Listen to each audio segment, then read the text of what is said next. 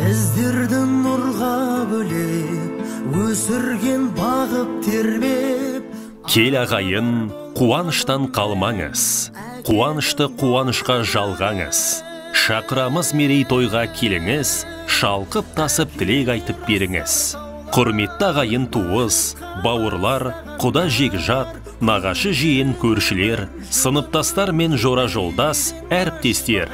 Сіздерді Асқар тәуәкеміз Қазбекұлы Ағзаттың 63 жас мерейтойына арналған Ағдастар ханымыздың қадірлі қонағы болуға шақырамыз.